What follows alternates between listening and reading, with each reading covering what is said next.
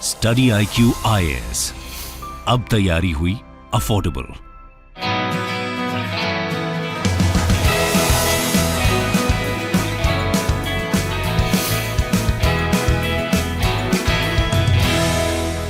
नमस्कार दोस्तों, आरबीआई को इंडियन रुपी को इंटरनेशनलाइज कर देना चाहिए। ऐसा मैं नहीं कह रहा हूं, ऐसा एसबीआई के द्वारा एक रिपोर्ट आया है, उसके अंदर बोला गया है। ये आप देख सकते हो, RBI should make conscious effort to internationalise rupee, SBI report. तो इंटरनेशनलाइज रुपी का मतलब क्या हुआ? मतलब कि जब हम कहते हैं कि कोई भी जो करेंसी है वो इंटरनेशनल हो रही है, इसका अर्थ क्या होता है? कोई भी करेंसी इंटरनेशनलाइज कैसे हो सकती है? ये सारी चीजें मैं आपको इस वीडियो के अंदर बताऊंगा। काफी कुछ जानने को है इकोनॉमिक के बारे में। चलिए आगे बढ़ते हैं, लेकिन उसके पहले ध्यान रखिएगा, आज से यूपीएससी का कोर्स दोस्तों स्टार्ट हो गया है। अगर आप इस फाउंडेशन बैच में ज्वाइन करना चाहते हैं तो अभी आप हमारे ऐप और वेबसाइट पर जाइए, क्योंकि वहां पर अगर आप कोड इस्तेमाल करेंगे अंकित लाइव, तो ये जो पूरा 25,000 का कोर्स है वो सिर्फ आपको 19,000 में मिल जाएगा। और सोच के देखिए, इतने प्राइस पर हम आपको बहुत सारी चीजें दे रहे हैं। 900+ आवर्स ऑफ लाइव टीचिंग दिया जा रहा है, एमसीक्यू बेस्ड लर्निंग और डेली करंट अफेयर्स कराया जाएगा ताकि आपका प्रीलिम्स अच्छे से हो सके, आंसर राइटिंग प्रैक्टिस कराया जाएगा ताकि आपका मेंस अच्छे से हो सके।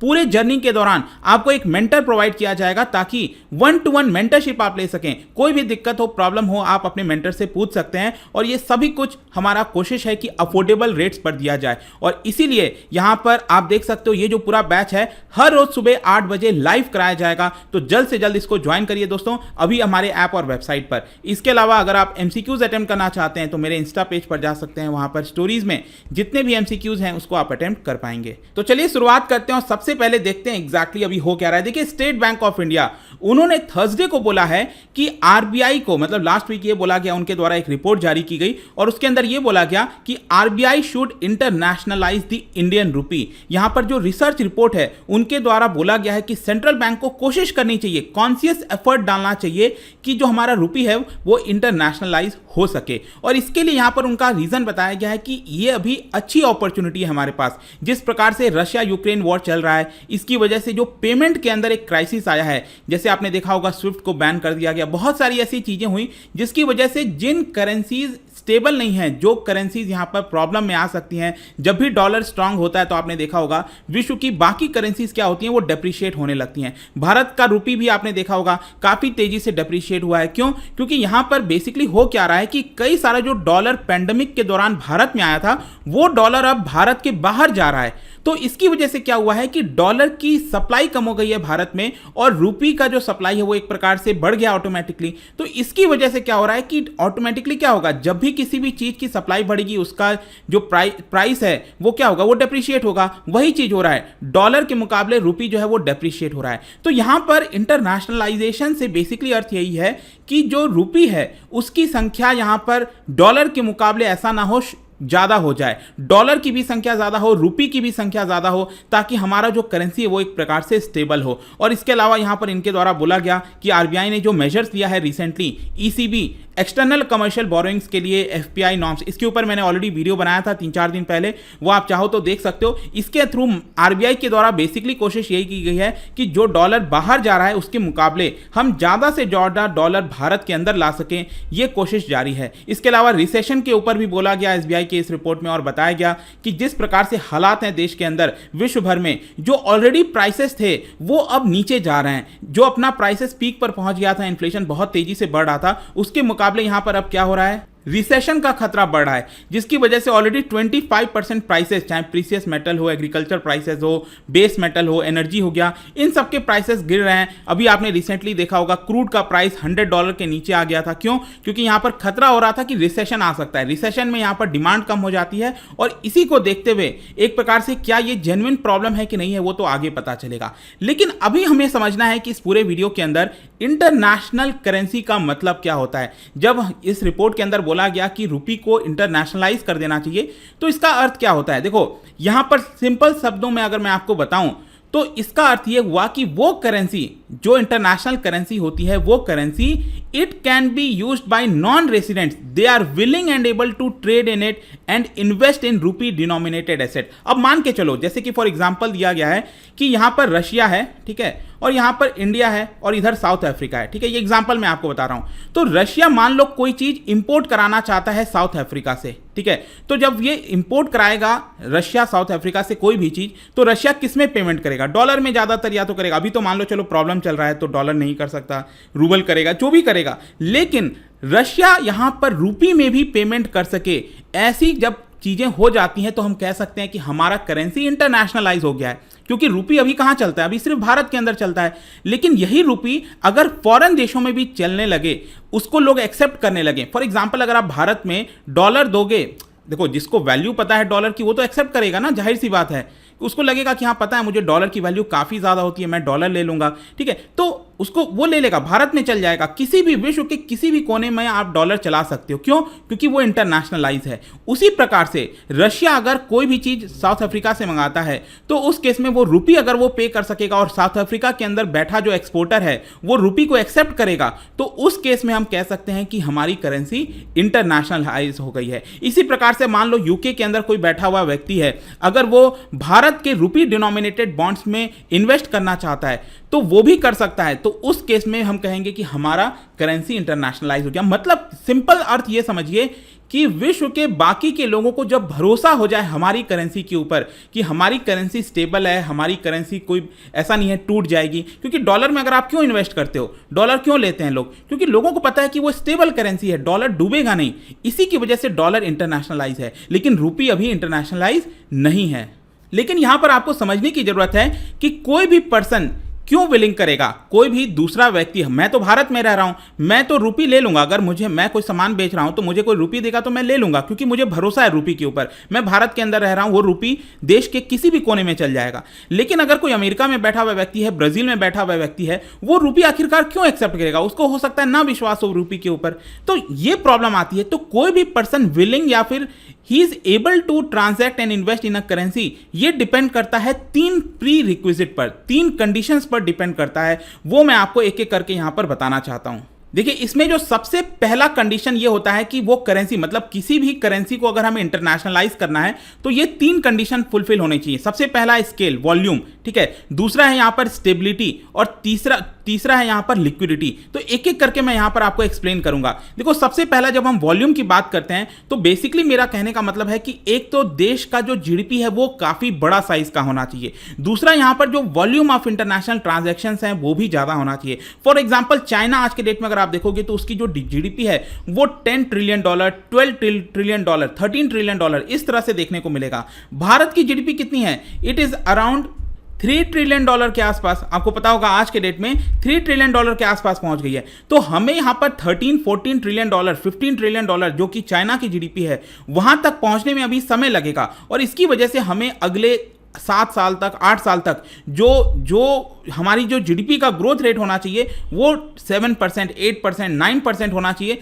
तब जाकर हम उस लेवल पर पहुंच पाएंगे। इसके अलावा जहां तक बात है कि भारत का अगर आप ट्रेड देखोगे ग्लोबल शेयर में अभी भी बहुत कम है इन कंपैरिजन टू बाकी देश जो डेवलप्ड देश हैं जिनकी करेंसी इंटरनेशनलाइज हो चुकी है। जैसे कि अगर आज भी हम जितना भी ट्रेड करते हैं वो यूएस डॉलर में करते हैं, हम रूपी में थोड़ी ट्रेड कर पाते हैं, क्योंकि यहां पर हम रूपी देंगे तो कोई देश उसको लेगा नहीं, एक्सेप्ट नहीं करेगा।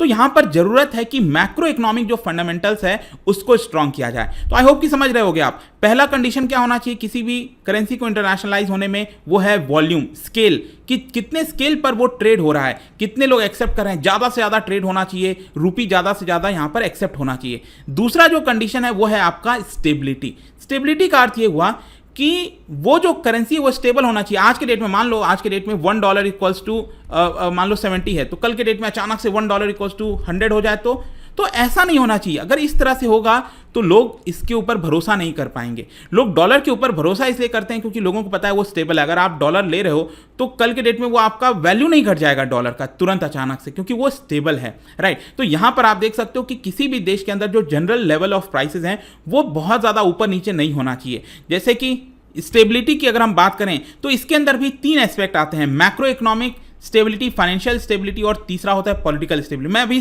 दूसरे वाले पे हूँ, स्टेबिलिटी में हूँ। इसके अंदर 3 आते हैं बेसिकली, वो मैं आपको समझाने की बात कर रहा हूँ। देखो मैक्रो इकोनॉमिक का मतलब ही हुआ इन्फ्लेशन से रिलेटेड।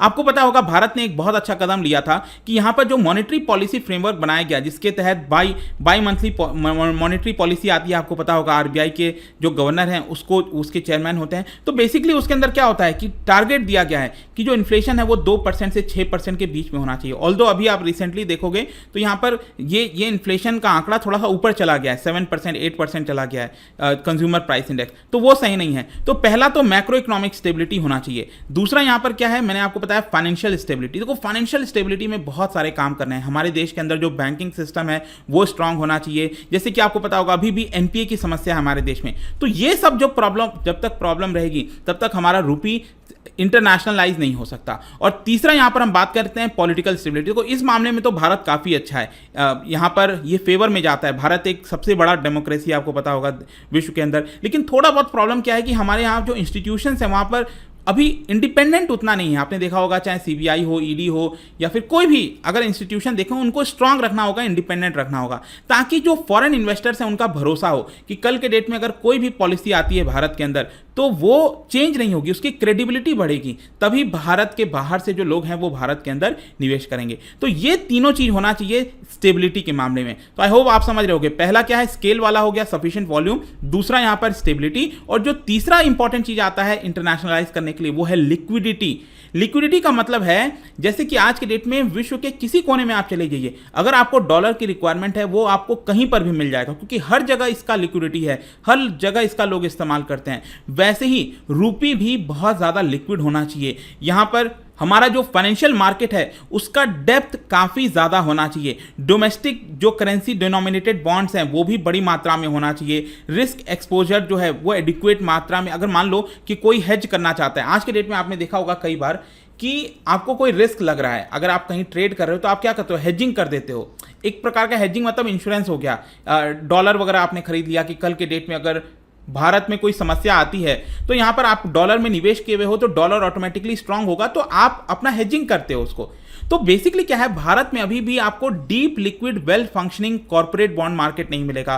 फॉरेन इन्वेस्टर्स जो हैं उनके लिए अपॉर्चुनिटीज कम है भारत के अंदर, तो हमें उनके दरवाजे खोलने होंगे कि कोई भी यहां पर भारत में आ सकता है, कितना भी रुपए ला सकता है और कभी भी कितना भी रुपए निकाल सकता है। इसको कैपिटल अकाउंट कन्वर्टिबिलिटी भी कहते हैं। अभी तक भारत ने कैपिटल अकाउंट कन्वर्टिबिलिटी अलाउ नहीं किया। देखो क्या होता है, एक होता है करंट अकाउंट कन्वर्टिबिलिटी और दूसरा होता है capital account convertibility. Current account क्या होता है, जब भी कोई आप चीज खरीदना चाहते हो तो कितना भी खरीद सकते हो, इसके में तो 100% है। आप समझो, करंट अकाउंट कन्वर्टिबिलिटी का मतलब ये हुआ कि मान लो भारत से कोई व्यक्ति, अगर आप कोई फरारी मंगाना चाहते हो, ठीक है, आप कितना भी मंगा सकते हो, उसके लिए सरकार ने 100% अलाउ कर रखा है।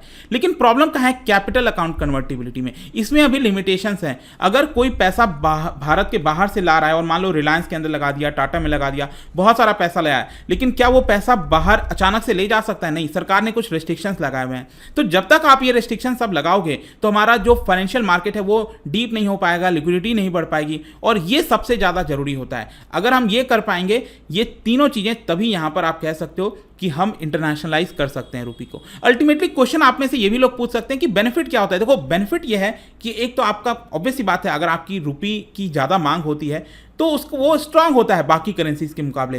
लेकिन इसका फायदा ये है कि जैसे एक्सपोर्टर्स हो गए, उनका रिस्क काफ़ी कम हो जाता है। एक्चुअली क्या होता है ना, जो लॉन्ग टर्म पेमेंट होता है, मान लो किसी ने 2010 में ऑर्डर दिया था, ठीक है, और 2022 में उसको पेमेंट मिल रहा है उसका, तो एक्सपोर्टर को क्या होता है, कई बार लॉस हो जाता है। अब आपको याद होगा कि किसी वर्ष में जब रुपी जो है $1 इक्वल्स टू मान लो 70 था, अब अचानक से रुपी $1 इक्वल्स टू आपका 50 हो जाए, तो यहां पर क्या होता है, एक्सपोर्टर को लॉस हो जाता है कई बार।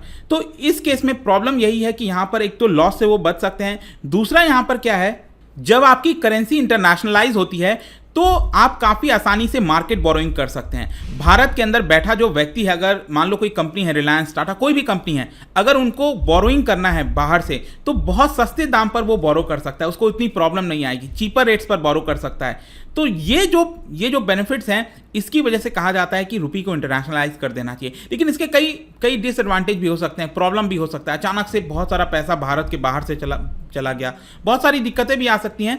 लेकिन यहां पर आप देख सकते हो, एक खबर दिखाना चाहता हूं, पिछले साल की ही बात है, आरबीआई की रिपोर्ट के अंदर बोला गया था, आरबीआई का रिपोर्ट आया था पिछले साल 2021 में, आई थिंक शायद अप्रैल के महीने में, उसमें उन्होंने ऑटोमेटिकली ये कहा था कि internationalisation of the rupee is inevitable, आगे चलकर कहीं ना कहीं अपने आप ही जो रुपी है वो इंटरनेशनलाइज हो जाएगा। तो कंक्लूजन क्या निकलता है? देखो, कंक्लूजन ये है कि अगर हमें इसको इंटरनेशनलाइज बनाना है तो तीन चीज मैंने आपको बताया, स्केल, स्टेबिलिटी और लिक्विडिटी, इसको हमें अचीव करना पड़ेगा। और ये सारी चीजें कैसी होंगी? जब देश के अंदर रिफॉर्म आएंगे, तो बड़ी मात्रा में रिफॉर्म आएंगे, चीजें होंगी, तभी हमारा रुपी जो है एक्सेप्टेबल होगा। इंटरनेशनलाइजेशन का सिंपल अर्थ यही है कि वो विश्व के अंदर एक्सेप्टेबल हो, यही चीज होता है और यही एसबीआई के रिपोर्ट में बोला गया। तो आई होप कि आपको हर एक चीज, हर एक पहलू आपको इसके बारे में समझ में आ गया होगा। जाने से पहले एक काफी इंटरेस्टिंग क्वेश्चन, क्या बता सकते हो which country became the first to officially adopt gold standard? आपने देखा होगा ना कि पहले क्या होता था, करेंसी को गोल्ड स्टैंडर्ड से यहां पर लिंक कर दिया जाता था, मतलब करेंसी की वैल्यू क्या होगी किसी भी देश की,